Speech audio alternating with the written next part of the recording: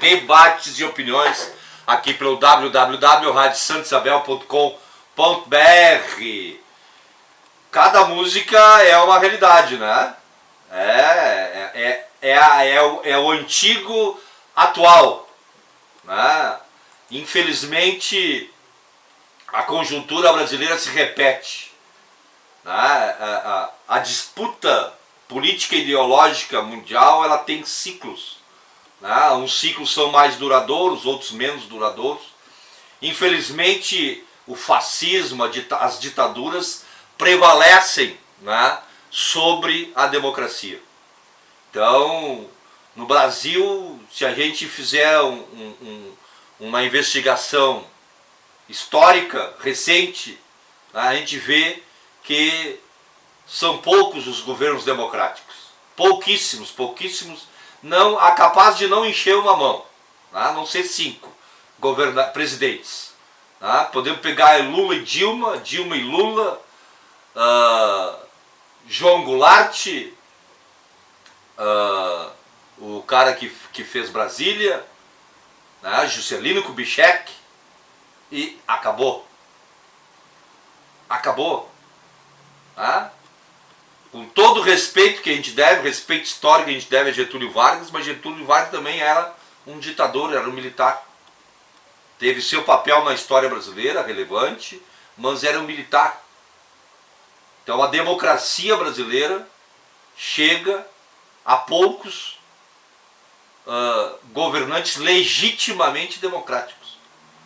No processo de redemocratização após 98, tivemos vários presidentes eleitos. Collor de Mello, Itamar Franco, Sarney,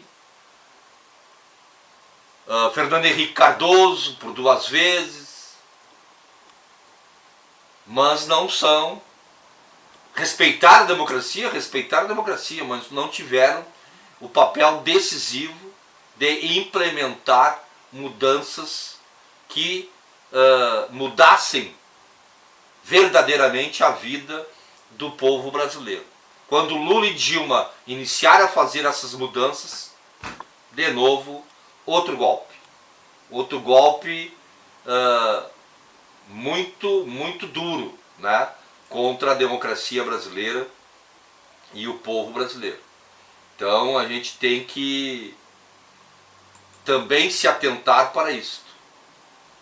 Vamos ver quem é que está na nossa live lá no Itamar Santos. Vamos ver lá como é que está a nossa live lá no Itamar Santos. A Núbia da Silva dos Santos, bom dia para você, Núbia. A Rosana Kosenko de Oliveira, agora pode se matar legalmente? Infelizmente, Rosana. Infelizmente, o Jair Bolsonaro quer mandar projeto de lei autorizando a matança. Marcelo do Nascimento, 7 bilhões cortados da educação. Nosso país está sucateado. Dia 14 de junho é greve geral. Coro feito também pela Rosana de Oliveira. Greve geral já. Então vamos se ligar, gente. A unidade popular é clamada aí. Se nós não nos mexermos, se a gente não tomar as ruas, não fazer um protesto firme, pacífico, mas coerente, a gente vai ter muita coisa a rever, né? Ou a não ver neste país que pensa em destruir, né, a vida do povo brasileiro. É um absurdo. É um absurdo. Tem mais um áudio aqui que eu quero trazer para vocês do desembargador Marcelo José Ferlin D'Ambroso, do TRE-TRT, 4ª Região Amatra 4. Né? O Marcelo José Ferlin fala sobre a reforma da Previdência. Vamos assistir mais essa informação, né, vinda de um especialista aqui. Vamos pegar aqui desde o início para a gente ver isso. Dr. Marcelo D'Ambroso, desembargador do Tribunal Regional do Trabalho da 4ª Região em Porto Alegre, palestrante da 13ª edição do Fórum Sindical Sul. Por que o senhor defende o trabalho como direito humano? Porque é uma conquista da classe trabalhadora de séculos, feita com um derramamento de sangue ao longo da história, e que já desde a Declaração de Filadélfia, em 1944, final da Segunda Guerra Mundial, se disse que o trabalho não é uma mercadoria. É um valor internacionalmente reconhecido, Declaração Universal de Direitos Humanos, no Pacto Internacional de Direitos Civis e Políticos, no Pacto Internacional de Direitos Econômicos, Sociais e Culturais, na Convenção Americana de Direitos Humanos, que diz que o trabalho é um direito humano.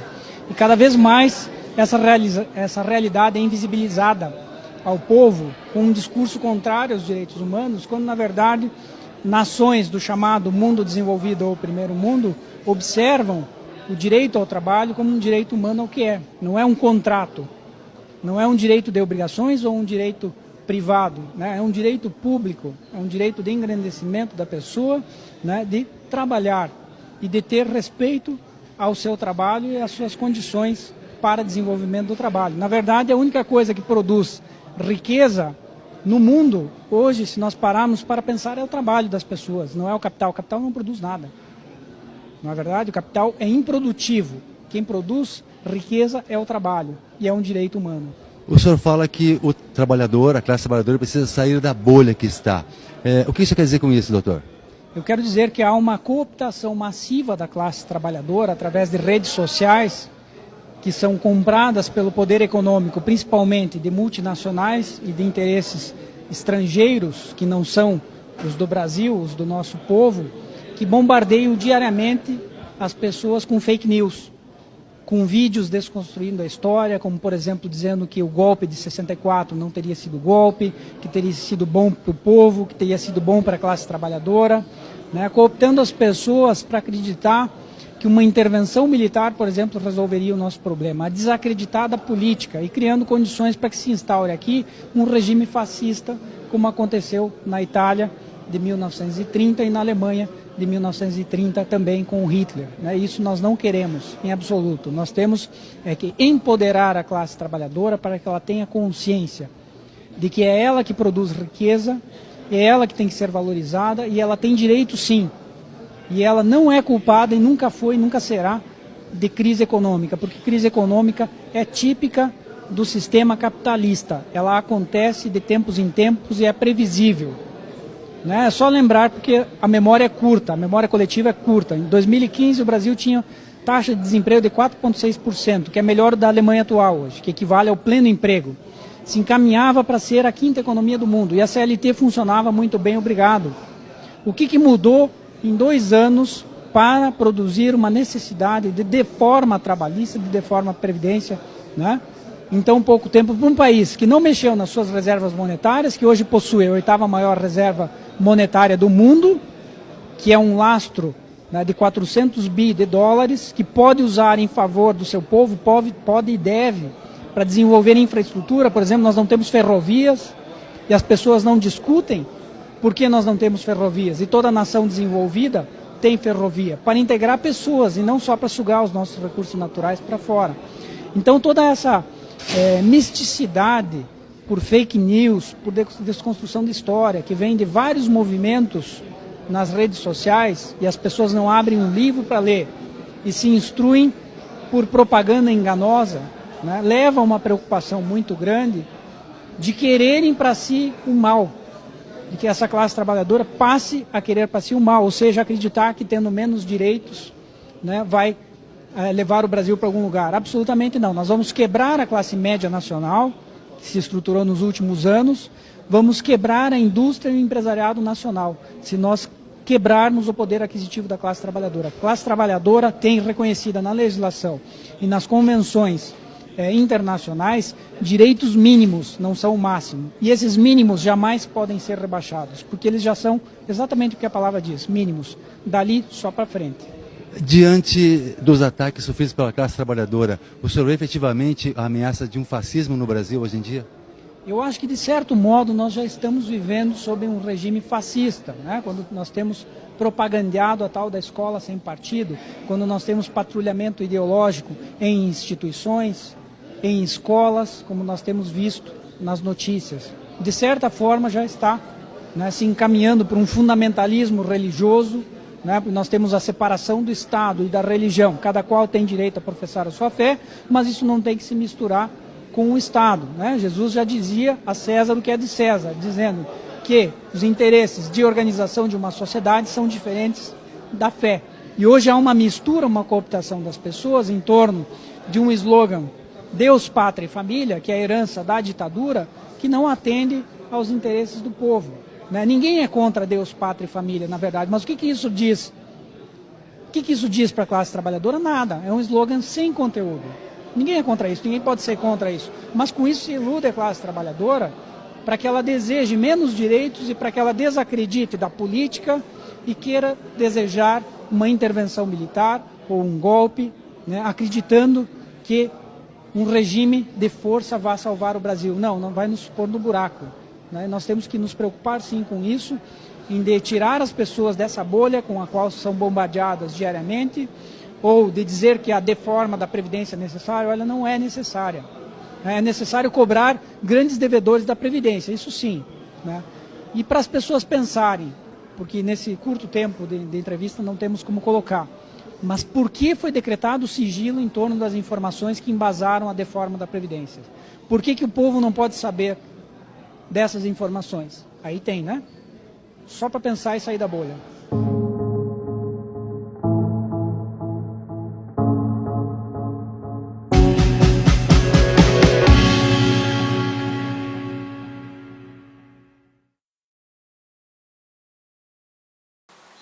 Temos que sair da bolha.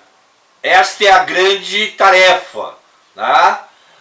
Começar a nos informar melhor do que acontece. Porque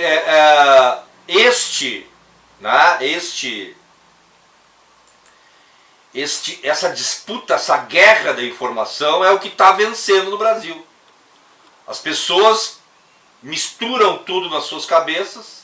E aí, não é só a rede social, eu vou para além da rede social, tem um poder fenomenal, mas a televisão ainda contribui para que esta bolha envolva o conjunto da classe trabalhadora, a tornando uma classe trabalhadora subserviente, uma classe trabalhadora abafada, uma classe trabalhadora com um grau de ignorância muito maior do que deveria ser. Então é fundamental que a gente tenha esta compreensão, né? Para que isto seja enfrentado, né? Como deve ser enfrentado. Então essa semana, no dia 29, a Frente Ampla pelo Brasil na Luta teve uma audiência em defesa da Previdência Social, que teve a participação do senador Paulo Paim, do presidente José Pedro Kuhn, da FETAPERGS, o MST, com a Eliane Rizzi, advogada da direção estadual e coordenadora estadual do setor de direitos humanos do MST, a FETAG, com seu secretário-geral Pedro Signori, a FETRAF-RS, com Rui Valença, coordenador geral da FETRAF-RS, o Levante Popular, representando a coordenação nacional, com o Carlos Alberto Machado Alves, o Carlinhos, a UMESPA, se fez presente a União Municipal dos Estudantes Secundaristas, a presidente Vitória Cabreira, a CTB, a Central de Trabalhadores e Trabalhadoras do Brasil, com o seu presidente Guiomar Vidor, a CUT, Central Única dos Trabalhadores, com seu presidente o Cláudio Nespolo, a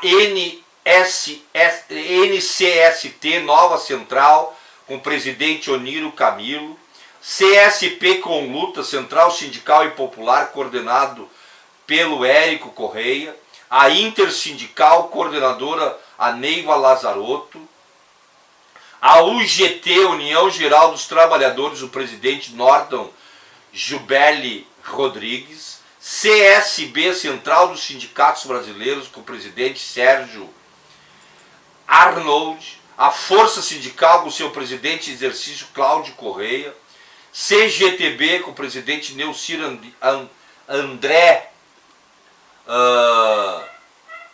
Valier, deputado federal Elvino Bolgaz do PT, Dionísio Barcon do PT, Pompeu de Matos do PDT, a deputada federal Maria do Rosário do PT, o deputado estadual Jefferson Fernandes da Comissão de Direitos Humanos da ALERJ, né, da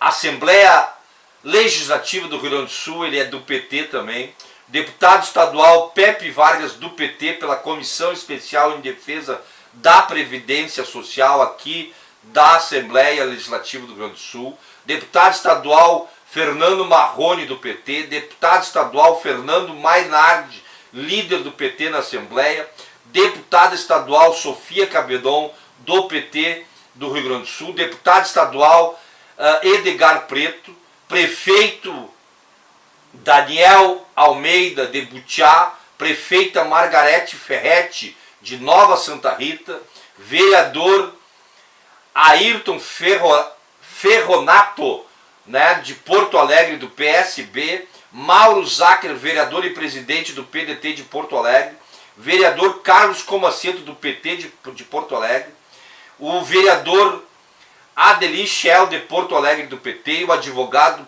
Pedro Ruas do PSOL. Esta foi a audiência pública promovida pelo senador Paulo Paim, que discutiu e deixou a sua posição contrária à reforma da Previdência aqui no Brasil, a PEC 06 de 2019, a PEC da morte. Né? Vamos lá tomar uma aguinha, a gente já volta aqui no nosso...